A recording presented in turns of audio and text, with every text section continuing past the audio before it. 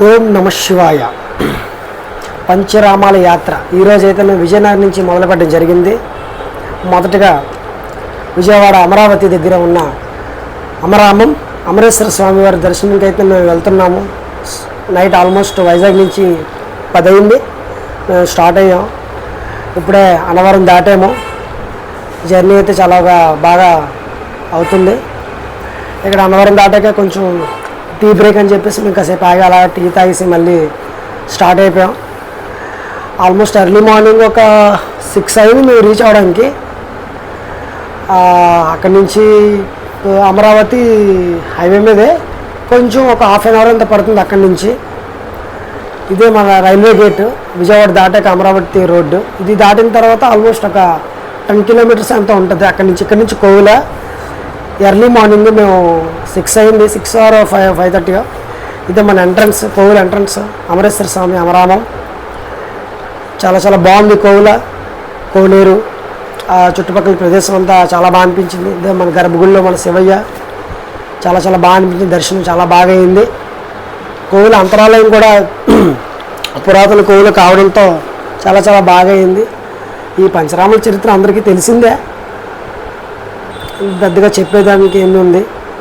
ఇక్కడ కూడా మాకు చాలా దర్శనం అయితే చాలా చాలా అందరికీ కూడా చాలా బాగా అయింది. ఓం నమ శివాయ. అక్కడి నుంచి మేము నెక్స్ట్ విజయవాడ మీదుగా ఏలూరు రోడ్డు భీమవరం సోమేశ్వర స్వామి ఆలయం దర్శించుకోవడానికి అయితే మేము మళ్ళీ బయలుదేరుతున్నాం. ఇది అమరేశ్వర స్వామి ఎంట్రన్స్. ఓం నమ శివాయ. ఈరోజు అయితే మనం అమరావతి దగ్గర ఉన్న అమరేశ్వర స్వామి పంచారామాల మొదటిగా ప్రసిద్ధిగాంచిన అమరేశ్వర స్వామి దర్శనం అయితే చాలా బాగా జరిగింది. ఇది అమరావతి రోడ్డు. ఇది చాలా బాగుంది. ఇక్కడి నుంచి మేము భీమవరం అయితే స్టార్ట్ అయిపోయాం. ఆల్మోస్ట్ అక్కడ లేట్ అయిపోయింది మాకు, లేదంటే ఇంకా వేరంగా బయలుదేరుదాం. చూద్దాం ఎలాగవుతుందో. ఓం నమ శివాయ. రాయి చెప్పండి.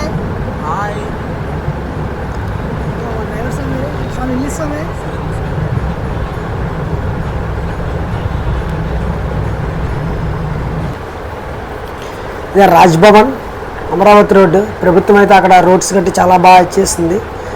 జస్ట్ విజయవాడ ఎంటర్ అయ్యాం. ప్రకాశం బ్యారేజ్ ఇక్కడ బెంచ్ సర్కిల్ మీదుగా ఏలూరు రోడ్డు వద్ద అవాయిడ్ చేయండి ఎవరైనా సరే. మచిలీపట్నం మీదుగా రాజమండ్రి టచ్ చేయండి. అటు సైడ్ రోడ్ అయితే కొంచెం బాగాలేదు, కానీ మేము అటే వెళ్ళాల్సి వచ్చింది. ఎందుకంటే అక్కడ మచిలీపట్నం రోడ్డు అక్కడ ఏదో మీటింగ్ ఏదో అవుతుందని తెలిసింది, అక్కడ స్వాములు చెప్పారు. అందుకని మేము ఆ రోడ్ తీసుకోలేదు. అందుకే దానివల్ల కూడా మాకు లేట్ అయిపోయి కొంచెం ఇబ్బంది అయింది. ఇప్పుడు జస్ట్ భీమవరం ఎంటర్ అయ్యాం.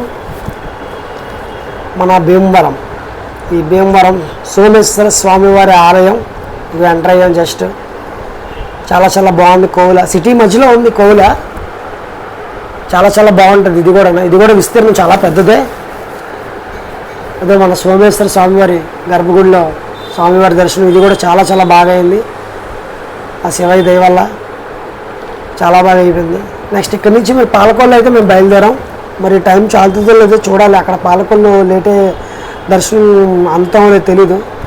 లక్కీగా వచ్చాం పాలకొల్లు. ఇదే మన క్షీరారామం పాలకొల్లు. ఇక్కడ కూడా కొంచెం వర్షం అయితే మాకు కొంచెం ఇబ్బంది పెట్టింది, పర్వాలేదు. అయినా ఆ శివయ్య దేవాలు అంతా బాగా జరిగింది. ఇక్కడైతే మేము నైట్ వచ్చేసరికి ఈ హైవే మీద ఈ స్వాముల అడ్రస్ అనేది ఇక్కడ ఆపాం. ఈ స్వాములు అయితే మాకు మీరు ఇబ్బంది పడతారు స్వామి, ఇప్పుడు దర్శనం గట్ట అవ్వదని చెప్పి మమ్మల్ని అక్కడ ఉంచేసి మాకు ఆకుపూజ అరేంజ్ చేశారు. మాకు అక్కడ పడుకోవడానికి కూడా ఏర్పాటు చేశారు ఈ స్వాములు. చాలా చాలా మాకు ఎంత గౌరవం ఇచ్చి మాకు ఆతిథ్యాన్ని మాకు చాలా చాలా అందించారు. చాలా చాలా థ్యాంక్స్ స్వాములు మాకు. ఇక్కడ ఇది హైవే మీద వీరాంజనేయ స్వామి పీఠం. ఇదే మా అంటే పైన కోవిల్ అనమాట, ఇది కిందన అయ్యప్ప స్వామి పీఠం అనమాట. మేము అక్కడ నైట్ పడుకొని కింద స్నానం గట్ట చేసుకొని ఇక్కడ మనం పూజ గట్ట చేసుకున్నామంట. మాతో కూడా చాలా చక్కగా స్వాములందరూ కూడా మాతోటి కలిసిపోయి మాకు కూడా చాలా చక్కగా పూజ చేయించారు. ఆ బుధవారం అయ్యప్ప స్వామి రోజు పౌర్ణాల రోజున మాకు ఎంతో ఆనందం కలిగింది. ఇలాగ కొత్తగా ఒక వేరే పీఠానికి వెళ్ళి మేము పూజ చేసుకోవడం అనేది ఇదే ఫస్ట్ టైం. చాలా చెప్పాలంటే చాలా గ్రేట్ ఎక్స్పీరియన్స్ అనమాట. ఇది మాకు ఫస్ట్ టైం ఇలా జరగడం మాకు చాలా చాలా ఆనందంగా అనిపించింది. ఈ పూజ అయిపోయిన తర్వాత మాకు అక్కడి నుంచే స్వామినే కొంచెం అడ్రస్ తెలియకపోతే వాళ్ళు చెప్పారు ఇలాగ ఇలా వెళ్ళాలని చెప్పేసి. అక్కడి నుంచి అయితే మేము ద్వారపూడి స్టార్ట్ అయ్యాం. ద్వారపూడి తగిలిన తర్వాత మళ్ళీ వెనక్కి రావాలి మండపేట రోడ్డు. మండపేట నుంచి మళ్ళీ ఇటు ద్రాక్షారామం కటింగ్ ఉంటుంది, అది చూసుకోవాలి. ఇది మన ద్వారపూడి అయ్యప్ప స్వామి వారి కోవిల. ఈ కోవిల గురించి అందరికీ తెలిసిందే, ప్రసిద్ధిగాంచిందే. ఈ కోవిల్లో కూడా చాలా దర్శనం బాగా జరిగింది. ఇగో శివుడు మన విష్ణుమూర్తి కలిసిన విగ్రహం. ఇక్కడ కూడా చాలామంది స్వాములు వచ్చి దర్శనం చేసుకుని ఇరుముళ్ళు అయితే సమర్పించుకున్నారు. అంటే శబరిమల వెళ్ళే అవకాశం లేని వాళ్ళు అయితే ఇక్కడ మాత్రం స్వాములు చాలామంది వచ్చారు. ఇక్కడ కూడా దర్శనం ఆ శివయ్య దేవాలయం, అయ్యప్ప స్వామి దేవాలయం చాలా బాగా జరిగింది. వెళ్ళే దారిలో తాపేశ్వరం కాజల్ ఫేమస్ అయితే మా స్వాములు ఆగాము. సూపర్ ఎక్స్పీరియన్స్ అట. మా స్వాములు తిన్నారు. స్వాములు అందరూ అరకేజీ కొనుక్కున్నారు స్వాములు అందరూ స్వీట్లు. తర్వాత అయితే మేము ద్రాక్షారామం బయలుదేరాం ఎర్లీ మార్నింగ్. ద్రాక్షారామం తర్వాత కోమారామం. ఇదే మన ద్రాక్షారామం కోవిల. ఈ కోవిల అయితే చాలా ఎక్సలెంట్ అని చెప్పాలి. విస్తీర్ణం కూడా చాలా పెద్దది. ఇక్కడ మన శక్తిపీఠం ఉంది, మాణిక్యాంబ అమ్మవారు, శ్రీ సమేత భీమలింగేశ్వర స్వామివారు, ద్రాక్షారామం. జనాలు కూడా ఇక్కడ పౌర్ణాలు కావడంతో జనాలు చాలా ఎక్కువ మంది ఉన్నారు. అందుకే మేము స్పెషల్ దర్శనం తీసుకుని వచ్చామన్నమాట. ఇది అంతరాలయం, భీమలింగేశ్వర స్వామి వారి దర్శనం. ఇక్కడ కూడా చాలా చాలా బాగా అయ్యింది. భక్తులైతే అసలు ఖాళీ లేదు, చాలామంది ఎక్కువ మందే ఉన్నారు జనాలు. ఇక్కడ కూడా అన్నదానాలు చాలామందికి వచ్చిన భక్తులకి ఎటువంటి ఇబ్బంది లేకుండా అక్కడ అందరూ ఏర్పాటు చేశారు. ఇదే మన భీమేశ్వర స్వామివారు. ఇది కిందనమాట. దీని ఫస్ట్ పై దర్శనం, ఇది కింద దర్శనం. ఇక్కడ ఎక్కువ మంది ఉండరు, అంటే పై దర్శనం చేసుకుని అలా వెళ్ళిపోతుంటారు అనమాట. ఇది అవుట్స్కట్స్. ఇక్కడ భక్తులందరూ కూడా వచ్చి ఇక్కడ పూజలు చేసుకుంటున్నారు. ఇక్కడ కూడా అవుట్స్కట్స్ కూడా చాలా చాలా బాగుంది. విస్తీర్ణం చాలా పెద్దది, ఎక్సలెంట్గా ఉంటుంది విస్తీర్ణం.